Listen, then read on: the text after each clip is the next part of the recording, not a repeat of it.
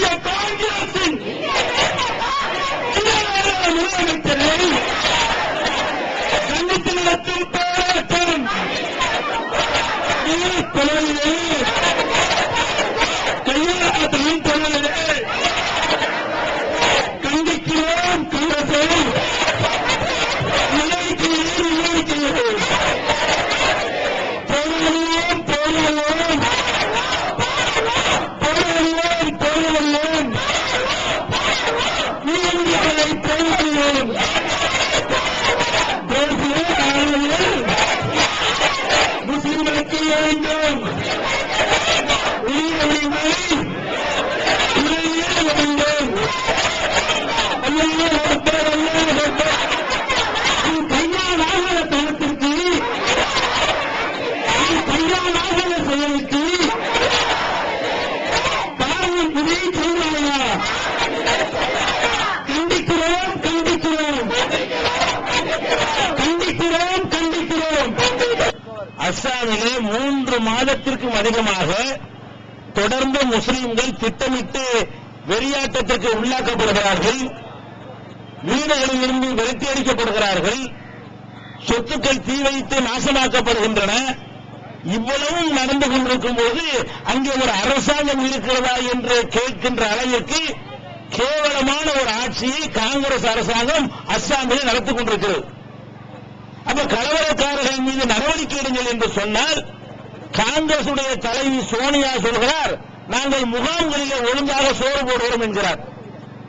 எங்களை தாக்கியவர்களின் நடவடிக்கை எடு, எங்களுடைய வீடுகளுக்கு நாங்கள் திரும்பி செல்வதற்கு பாதுகாப்பு கொடு, கொடுக்கப்பட்ட வீடுகளை கட்டிக்கூடு என்று கேட்டால் உங்களை அகதி முகாம்களிலே தங்க வைத்து நாங்கள் ஒழுங்காக சோறு போடுகிறோம் என்று திமிராக இந்த நாட்டினுடைய காங்கிரசுடைய தலைவி சொல்கிறார் என்று சொன்னால் அப்ப முஸ்லிம்களை பற்றி இவர்கள் என்ன நினைத்துக் கொண்டிருக்கிறார்கள்? அப்ப கலவரத்தை இவர்கள் தான் தூண்டிவிட்டார்களா? இன்னொரு பக்கத்திலே பாஜக சங்பரிவார கும்பல் சொல்கிறது, வங்காளதேசத்திலிருந்து குடியேறுவர்கள் தான் கலவரத்துக்கு காரணம். என்னடா கலவரத்திற்கு காரணம் என்று சொன்னால் ஆளுக்கு ஒண்ணு சொல்றான். மேற்கு வங்காளதேசத்திலிருந்து பங்களாதேஷிலிருந்து முஸ்லிம்கள் இங்க வந்து விட்டார்கள். இது புதுசா கண்டுபிடிச்சிருக்கிறான். பர்மாவுல கலவரம் நடந்தால் அவனை தான் சொல்றான். மியான்மர்ல கலவரம் நடந்தால் அவன் என்ன சொல்றான்? வங்காளதேசத்துக்கு வந்து விட்டார்கள். அஸ்ஸாமில் கலவரம் நடந்தால் முஸ்லிம்கள் வங்காளதேசத்து முஸ்லிம்கள் எல்லாம் இங்க வந்து குடியேறியதுதான் பிரச்சனைக்கு காரணம். அப்ப இன்னொரு நாட்டில் உள்ளவர்கள் இங்கே வந்து குடியேறுகிறார்கள் என்று சொன்னால் நீ இந்த நாட்டில் ராணுவத்தில் இருக்க வைத்திருக்கிறாய், எதுக்கு பாதுகாப்பு ஏற்பாடுகள் வைத்திருக்கிறாய்? ஒரு நாட்டில் உள்ளவர்கள் அப்படியெல்லாம் இன்னொரு நாட்டுக்குள்ள வந்துவிட முடியுமா? இலங்கையில் எல்லை இருக்கிற அங்கிருந்து எவனால் இந்தியாவுக்குள்ள வர முடியுமா? இந்தியாவை சுற்றி பல நாடுகளுடைய எல்லை சைனா இருக்கிறது, சீனாவிலிருந்து எவனாவது வர முடியுமா? பாகிஸ்தானிலிருந்து எவனாவது வர முடியுமா? அப்ப பங்களாதேஷிலிருந்து வருகிறார் என்று சொன்னால் அப்ப உன்னுடைய பாதுகாப்பு சரியில்லையா? உன்னுடைய கட்டுப்பாடு சரியில்லையா? சிந்தித்து பார்க்க வேண்டும். இதெல்லாம் பொய். பங்களாதேசத்திலிருந்து முஸ்லிம்கள் வருகிறார்கள் என்பது கட்டவிழ்த்து விடப்பட்ட பச்சை பொய் என்பதை நீங்கள் புரிந்து கொள்ள வேண்டும். சொல்ல போனால் இங்கே அஸ்ஸாமிலே பங்களாதேஷிலிருந்து மக்கள் வந்து விட்டார்கள் ஒரு பக்கம் சொல்கிறான். பங்களாதேஷிலே முஸ்லிம்கள் எண்ணிக்கை தாறுமாறாக அதிகரித்து விட்டது என்று ஒரு பக்கம் சொல்றான். இவர்கள் அங்கு போய் குடியேறினான்னு சொன்னா குறையும் செய்யணும். பங்களாதேசத்திலேயும் முஸ்லீம் ஜாஸ்தியா வானத்தில் இறங்குறாங்களா? அப்ப பங்களாதேஷிலே முஸ்லீம்கள் அதிகரித்து விட்டார்கள் என்கிறான். இந்த பக்கம் பார்த்தா அஸ்ஸாமில் போய் முஸ்லீம்கள் குவிகிறார்களா? அந்த பக்கம் பார்த்தா மியான்மர்ல குவிகிறார்கள். இது எல்லாமே திட்டமிட்டு கட்டமைத்து வருகிற பச்சை பொய் என்பதை நீங்கள் புரிந்து கொள்ள வேண்டும். அடுத்ததாக இன்னொன்றை நீங்கள் பார்க்க வேண்டும். சரி, பங்களாதேஷிலிருந்து குடியேறுகிறான் என்று சொன்னால் அதுக்கு காரணம் யாரு? இந்த மத்திய இந்திய தேசிய காங்கிரஸ் இல்லையா? அன்னைக்கு பங்களாதேஷ் என்பது பாகிஸ்தானுடைய ஒரு பகுதியாக இருந்தது, பாகிஸ்தான் நாடாக இருந்தது. அந்த நாட்டிற்குள்ளே நீ நுழைந்து அந்த நாட்டை கைப்பற்றி அதை 2ஆக பிரித்து பங்களாதேஷை எங்களுக்கு இணக்கமான நாடு என்று ஆக்கி வாசலை திறந்து விட்ட நாய் காங்கிரஸா இல்லையா? இந்திரா காந்தி அதை செஞ்சாரா இல்லையா? பாகிஸ்தானாக இருந்த ஒரு நாட்டுக்குள்ள ஊடுருவது யாரு? அதை கைப்பற்றிக் கொண்டது யாரு? அந்த வாசல்களை திறந்து விட்டு நம்ம எல்லாம் ஒண்ணு என்று சொன்னது யாரு? இதை சாதகமாக பயன்படுத்திக் கொண்டு இங்கே உள்ள லட்சக்கணக்கானவர் அங்க போய் நிற்கிறான், அங்க உள்ளவர் இங்கே வந்திருக்கிறான் என்று சொன்னால் அதுக்கு நீ காரணமா? நாங்க காரணமா?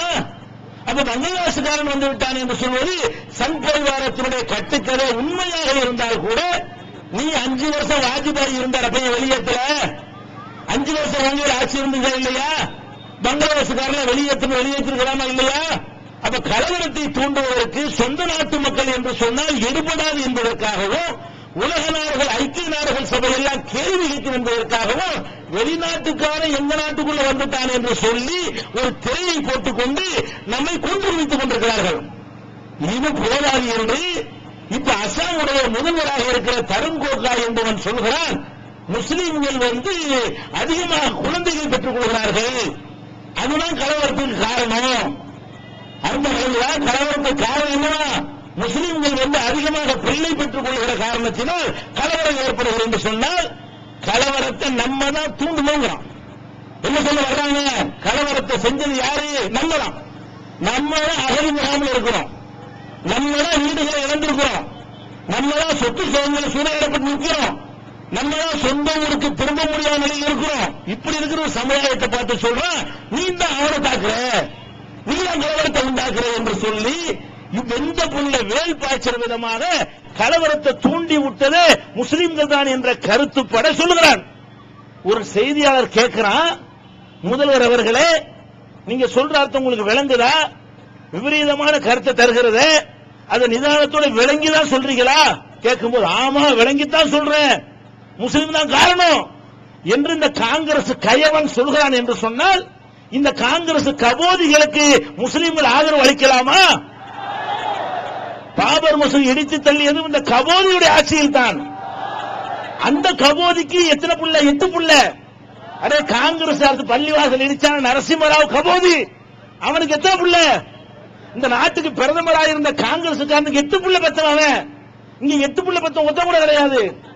அப்ப முஸ்லிம்களுடைய மக்கள் தொகை காரணங்கிறிய, மக்கள் தொகை அதிகரிச்ச காரணமா இருந்தா நீங்க நரசிம்மராவ் பிரதமரா வச்ச, அவனை வச்சு இருக்குங்க பள்ளிவாசல் இடிச்ச.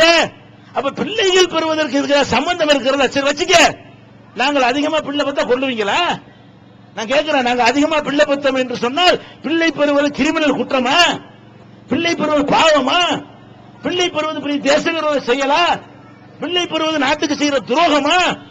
அப்ப நாங்கள் அதிகமாக பிள்ளை பெறுகிறோம் என்று சொன்னாலும் அதற்காக எங்களை கொள்வீர்களா? அதற்காக அகதி முகாம்களில் வைப்பீர்களா?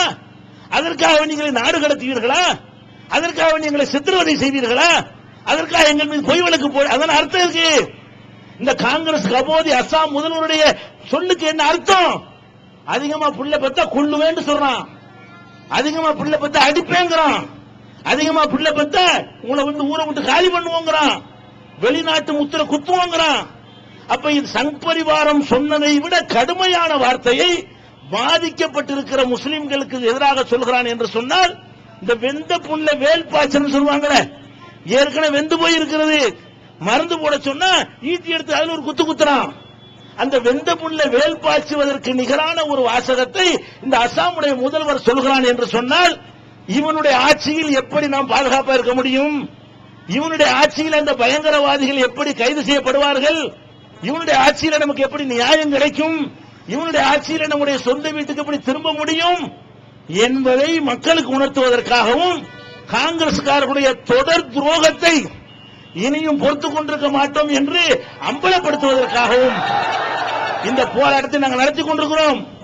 உடனடியாக அந்த தருண் கோகாய் என்கிற அயோக்கியனை, அசாம் மாநில முதலமைச்சராக இருக்கிற எத்தனை முதலமைச்சரை பந்தான்னு மாசத்துக்கு ஒரு முதலமைச்சரை மாத்திரையில காங்கிரஸ்காரன் அந்த பவரை பயன்படுத்தி அசாம் முதல்வரை நீ பதவி நீக்கம் செய்யவில்லை என்று சொன்னால், அகதி முகாம்களில் சொந்த நாட்டில் அகதிகளாக 3 மாதங்களாக தத்தளிக்கிற மக்களை சொந்த இடத்திற்கு திருப்பி அனுப்பவில்லை என்று சொன்னால், காங்கிரசுக்கு ஒரு முஸ்லிமும் வாக்களிக்க மாட்டான் என்கிற ஒரு நிலைமையை இந்த சமுதாயம் ஏற்படுத்தும். இது ஆரம்பம். ஒரு நாளில் அறிவித்து ஒரு SMS மூலமாக சொல்லி வந்திருக்கிற கூட்டம். இதற்காக திட்டமிட்டு ஒட்டுமொத்த முஸ்லிம் சமுதாயத்தையும் திரட்டி காங்கிரசுடைய கயவர்களை விரட்டி அடிக்க வேண்டும் என்ற முடிவை நாங்கள் எடுத்தால், சத்தியமூர்த்தி பவன் இங்கே இருக்காது. ஒரு காங்கிரஸ் தலைவனும் தமிழகத்தில் எந்த ஊரிலும் நடமாட விட மாட்டோம். எங்களை கொன்றும் குவித்துவிட்டு நீ புள்ளை பெறுவதான் காரணம் என்று நீ திமிராக சொல்வாயானால் அதற்கு தக்க பாடத்தை கடித்துக் கொடுக்க நாங்கள் தயங்க மாட்டோம் என்பதை சொல்வதற்காக உளவுத்துறையினர் தெளிவாக அவர்களுக்கு இந்த செய்தியை கொண்டு செல்ல வேண்டும். செய்தியாளர்களுக்கும் ஒன்றை சொல்லிக் கொள்கிறேன். உங்களுடைய செய்தி ஊடகங்களிலே அஸ்ஸாம் பங்களாதேஷ் முஸ்லிம்கள் குடியமர்ந்ததுதான் கலவரத்திற்கு காரணம் என்று எழுதி வருகிறீர்கள். அங்கிருந்து உள்ள முஸ்லிம்கள் எல்லாம் அந்த நாட்டிலே பிறந்தவர்கள். ஆரம்ப காலம் முதலே முஸ்லிம்கள் 20% இருந்து கொண்டிருக்கக்கூடிய ஒரு மாநிலம். அந்த மாநிலத்தில் முஸ்லிம்கள் அதிகமாக இருக்கிறார்கள் என்று சொன்னால் காஷ்மீருக்கு அடுத்தபடியாக ஆரம்பம் முதலே முஸ்லிம்கள் அதிகமாக இருக்கிற மாநிலம் அஸ்ஸாம். அங்கிருந்து யாரும் வந்து நினைக்கவில்லை. நினைக்கிறதா இருந்தால் அத்வானி விரட்டு. அத்வானி பிறந்தது எங்க? டெல்லியிலயா? குஜராத்திலே பிறந்தான். அத்வானி பிறந்தது கராச்சியில. கராச்சி இருக்கிறது பாகிஸ்தான்ல. அப்ப அத்வானி வெளிநாட்டிலிருந்து வந்த ஆள் என்று சொன்னால் அவனை விரட்டு. இந்த நாட்டில் இருக்கிற ஒரே இந்து நாடுன்னு சொல்லக்கூடிய நேபாளத்திலிருந்து வந்து ஒவ்வொரு தலைநகரங்களில் கூர்க்காவா இருக்கிறவன் யாரு? அவன் எப்படி வந்தான்? வெளிநாட்டிலிருந்து வந்து இங்க கூர்க்கா வேலை பார்க்கிறானே அவன் வெளிநாட்டுக்காரன். நாங்க சொன்னோமா? புத்த மதத்தினுடைய தலாயிலாமா எந்த நாட்டுக்காரன்? அவனை கொண்டாந்து இங்க அடைக்கலம் கொடுத்து ராஜா மாதிரி வச்சுக்கிட்டு இருக்கிறியே, அவன் வெளிநாட்டுக்காரன். அப்ப அத்வானி வெளிநாட்டுக்காரன், இங்க உள்ள நேபாளிகள் வெளிநாட்டுக்காரர்கள். இந்த புத்த மதத்தினுடைய அடைக்கலமா வந்திருக்கக்கூடிய தலாயிலாமா குரூப் ஒரு பெரிய படையை வச்சிட்டு இருக்கான் இந்தியாவுக்குள்ள. அவனை எல்லாம் அடைக்கலம் கொடுத்து விட்டு எங்களை வெளிநாட்டுக்காரங்கிற. சரி, வெளிநாட்டில் வந்திருக்கட்டும். நாட்டு சட்டம் என்ன சொல்கிறது? வெளிநாட்டிலிருந்து இந்தியாவுடைய அரசியல் சட்டத்தை படி. வெளிநாட்டிலிருந்து ஒருத்தன் வந்து விட்டால் கூட அவன் இங்கே வந்து இருந்து விடுவான் என்று சொன்னால் அவன் குடியுரிமை கேட்டால் கொடுக்க வேண்டும் என்று அரசியல் சட்டத்தில் இருக்குதா இல்லையா? அதன் அடிப்படையிலான சோனியா இந்தியா குடிமகன் ஆனாரு. அடே, சோனியாவை நீ தலைவரை ஏத்துக்கிட்டு எங்களுக்கு இதை சொல்லுவியா? சோனியா யாரு? இத்தாலியில உள்ளவர் எப்படி இந்தியர் ஆனாரு? அந்த மாதிரி ஆக்கு. பங்களாதேஷிலிருந்து வந்து இருந்தாலும் பல வருடங்கள் இங்கே இருந்து விட்டார்கள் என்று சொன்னால் அவனை இந்தியனை ஆக்குடா. இந்திய மண்ணில் பிறந்தா இந்தியனா? இந்தியா நாடு ஒத்துக்கொண்டால் அவன் இந்தியன். அவனை எல்லாம் இந்தியனை ஆக்கு. அப்ப வந்து விட்டார்கள் சொன்னா இந்தியனை ஆக்கிட்டு போ. அப்ப இந்த மாதிரியான ஒரு முடிவை எடுக்கிறதுக்கு பதிலாக என்ன செய்யறான்? வெளிநாடு இத்தாலியிலிருந்து வந்தவன் ஆட்சியில் உட்கார்ந்துகிட்டு இருக்கிறான்.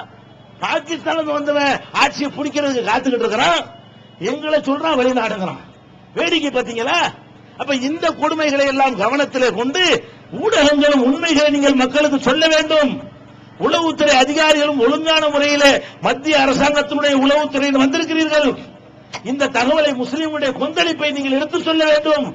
எந்த கலவரம் நடந்தாலும் எங்கள் மீதே பாதிப்பும் எங்களுக்கு, பழியும் எங்களுக்கு என்ற நிலை மாற வேண்டும். முஸ்லிம் தீவிரவாதிகள் என்ற சித்தரிப்புகள் ஒழிக்க வேண்டும் என்பதனுடைய அடையாள போராட்டம் தான் இது. அந்த அஸ்ஸாம் முதல்வர் நடவடிக்கை எடுக்கவில்லை என்று சொன்னால், எங்களுக்கு நியாயம் வழங்கவில்லை என்று சொன்னால் தமிழகம் முழுவதும் தொடர்ச்சியாக இந்த போராட்டம் நடக்கும்.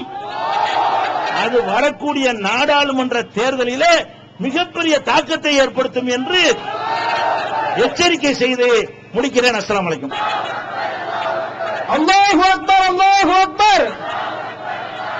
கண்டிக்கிறோம், கண்டிக்கிறோம், கண்டிக்கிறோம், கண்டிக்கிறோம். அஸ்ஸாம் முதல்வரை கண்டிக்கிறோம், கண்டிக்கிறோம், கண்டிக்கிறோம். அஸ்ஸாம் முதல்வரை கண்டிக்கிறோம். அமைதிக்காக எதுவும் செய்ய, அமைதிக்காக எதுவும் செய்ய சந்தர்ப்பவாதத்தை கண்டிக்கிறோம். சகோதரர்களே, நாம அறிவித்திருக்கிற போராட்டம் சத்தியமூர்த்தி பவனை முற்றுகையிடுகிற போராட்டம். முற்றுகை போராட்டம் என்றால் நம்ம முற்றுகையில செல்லும் பொழுது அவங்க கைது செய்வாங்க. போய் முற்றுகையிட அர்த்தம் கிடையாது. முற்றுகையிட்டால் விபரீதங்கள்லாம் ஏற்பட்டு போயிடும், எல்லாருக்கும் தெரியும். ஆனால் காவல்துறை என்ன செய்யறாங்கன்னா உங்களை இவ்வளவு மக்களை எப்படி கைது செய்யறது, அதனால நீ பாட்டு போங்க. இந்த இடத்துல முற்றுகை போராட்டம் அறிவித்திருந்தும் கூட கைது செய்வதற்குரிய வாய்ப்புகள் இல்லாத காரணத்தினால கலைந்து செல்லுங்க என்று சொல்ற காரணத்தினால் அப்ப நம்ம முற்றுகைன்னு போய் பாவலா காட்ட தேவையில்லை. நம்ம கண்டனத்தை பதிச்சு கைது செய்திருப்பார்களே, ஆனால் இன்னும் கொஞ்சம் நல்ல முறையில கேட்க வேண்டிய ஆளுக்கு இந்த செய்தி போய் சேர்ந்திருக்கும். அதுக்காக தான் முற்றுகை என்று அறிவித்திருக்கிறோம். அவங்களே கைது செய்ய வரலை என்கிற ஒரு நியூஸ் தான், அது ஒரு வெற்றி தான். இந்த செய்தி சரியான முறையில் சென்றடையும். அமைதியா கலந்து போங்க. அஸ்ஸலாமு அலைக்கும். அல்லாஹ்